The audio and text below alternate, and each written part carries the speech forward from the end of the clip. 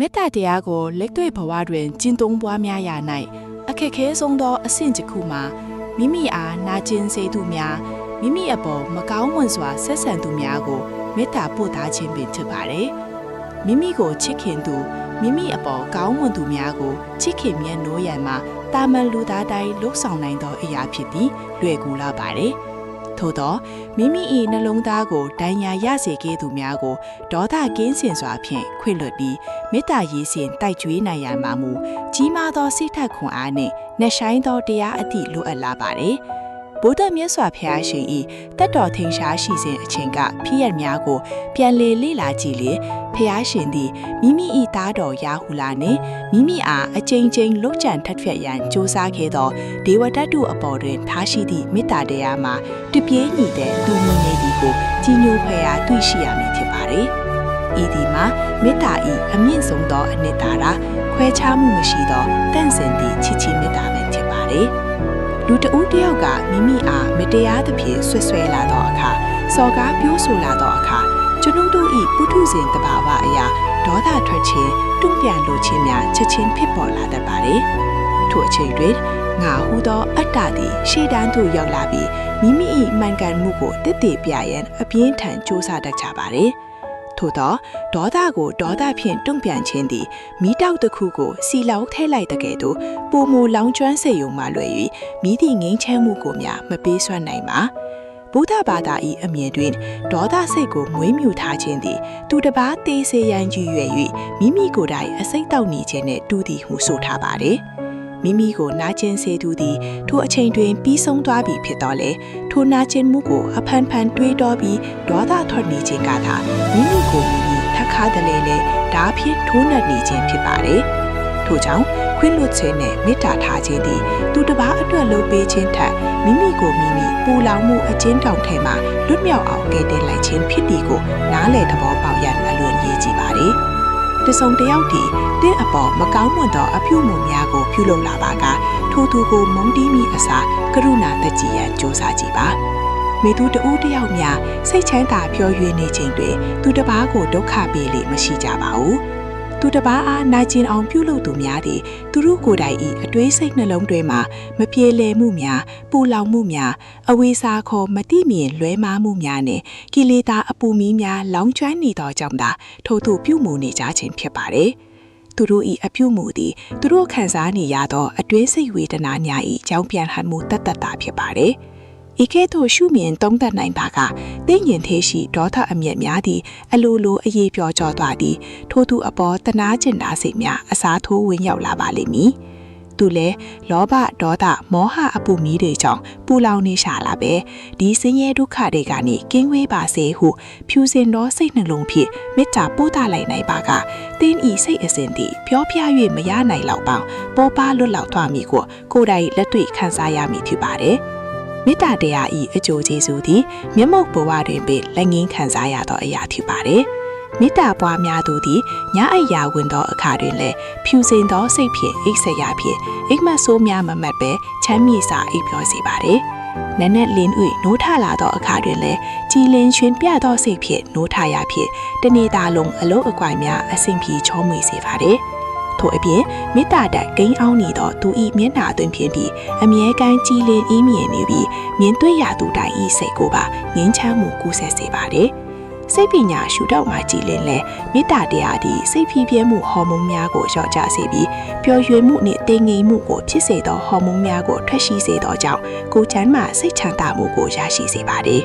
ထို့ကြောင့်နေ့စဉ်ကြုံတွေ့နေရသောလူမှုပတ်ဝန်းကျင်၏လိုင်းတန်လေးတန်များကြားတွင်မေတ္တာတရားကိုတတိုင်းကြီးတစ်ခုတစ်ဖွဲ့အစုံထုံးကမိမိ၏စိတ်နှလုံးကိုကာကွယ်ထားသင့်ပါသည်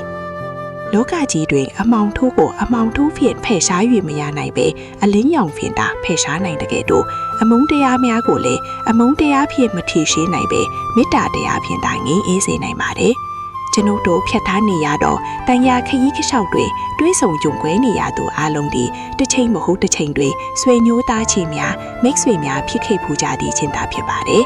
ထို့ကြောင့်ယာယီဆုံစီရသောဤဘဝခဏလေးတွင်တဦးအပေါ်တဦးအပြည့်မြင်ခြင်းရညိုးဖွဲ့ခြင်းများကိုပေးဖယ်ထားကနားလည်မှုခွင့်လွှတ်မှုအပြည့်ဖြင့်မေတ္တာရည်စင်ကိုအပြန်အလှန်ပတ်ထိုင်ကြမည်ဆိုရင်မိမိနေထိုင်ရာပတ်ဝန်းကျင်လေးသည်တာယာအေးချမ်းသောနေဖန်ပုံလေးတစ်ခုအဖြစ်ချက်ချင်းပြောင်းလဲသွားမည်ထင်ပါတယ်မိမိ၏စိတ်တွင်းမှာအေးမြင့်သောမေတ္တာလိုင်းလေးတွေသည်မိမိကိုယ်တိုင်မှစတင်၍တကဘာလုံးရှိတတဝါအနန္တအားလုံးစီသို့တရွေ့ရွေ့လွှမ်းခြုံပြန့်နှံ့သွားပါစေဟုအမြဲတစိတ်နှလုံးသွင်းဆင်ခြင်ပွားများနေသင့်လာပါတယ်။လောကကြီးမှာအေးမြဆုံးသောအရာတစ်ခုကိုပြပါဆိုရင်မေတ္တာတရားကိုသာညွှန်ဆိုရပါလိမ့်မည်။နေမင်း၏အလင်းရောင်သည်လောကကိုအလင်းပေးတော်လင်တခါတခါပူပြင်းလောင်ကျွမ်းစေတော့ပါသည်။သို့သောလက်မင်း၏အလင်းရောင်ကဲ့သို့အေးမြသောမေတ္တာတရားသည်ကမိတို့ကိုများမပူလောင်စေဘဲငြိမ်းချမ်းခြင်းကိုသာဆောင်ကျင်ပေးပါသည်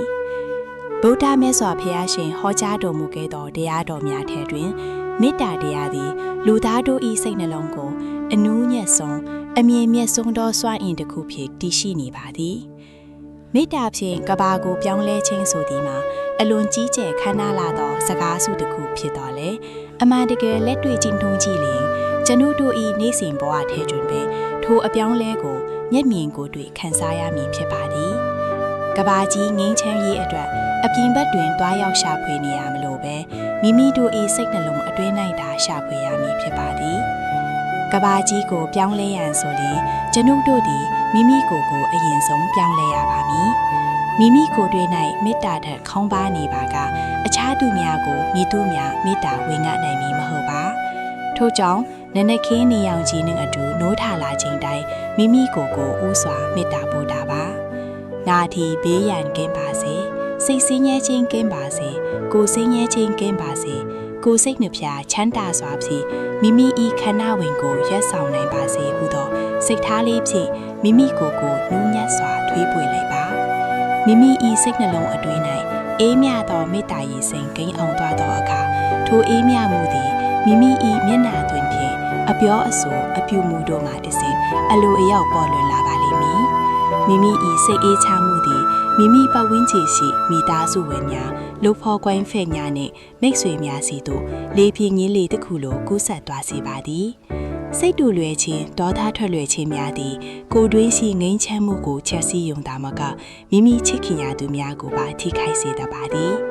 ထို့ကြောင့်မိမိကိုယ်ကိုချစ်ခြင်းသည်တကူကောင်းဆန်ခြင်းမဟုတ်ဘဲလောကကြီးကိုမေတ္တာထားနိုင်ရတဲ့အတွက်ပထမဆုံးခြေလှမ်းသာဖြစ်ပါသည်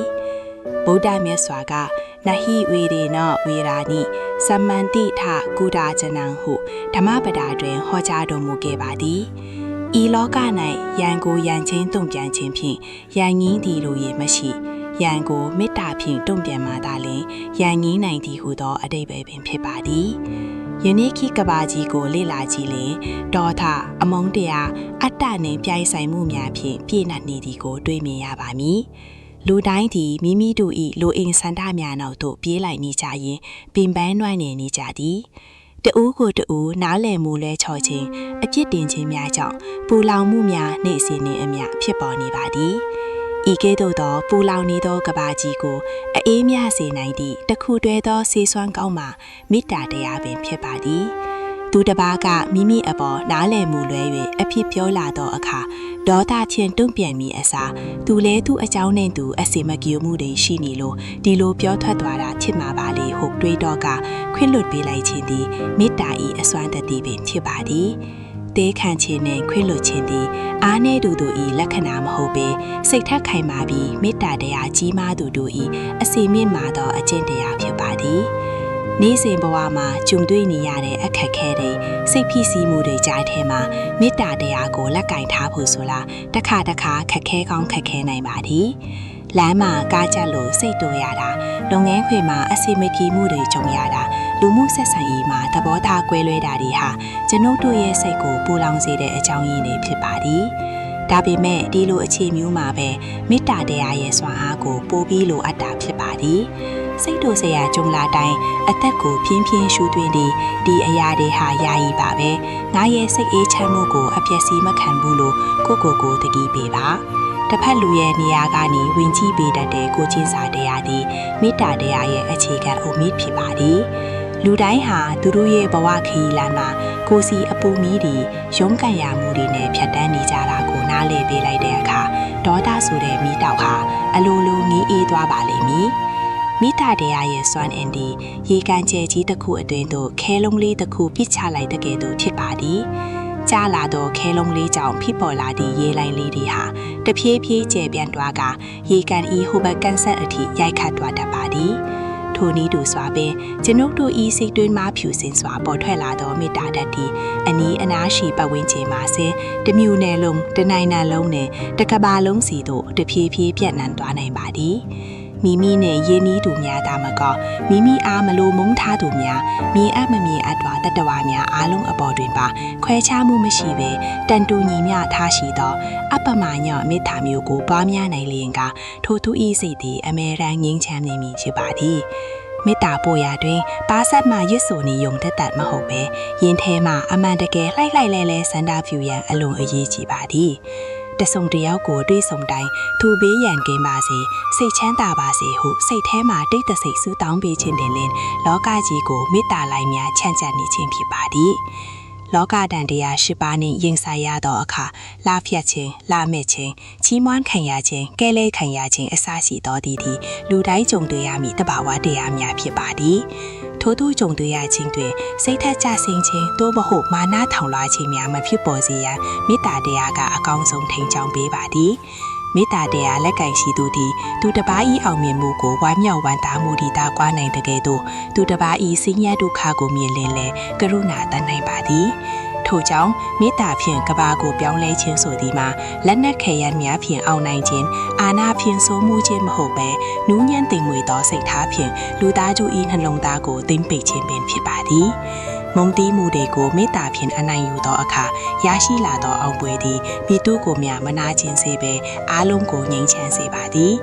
ကျွန်ုပ်တို့တဦးချင်းစီတိုင်းကမိမိတို့၏ယင်ထဲမှာမေတ္တာတရားကိုအခိုင်အမာတည်ဆောက်ပြီးပဝင်းချင်းတို့ဖြန့်ဝေပေးနိုင်မည်ဆိုပါက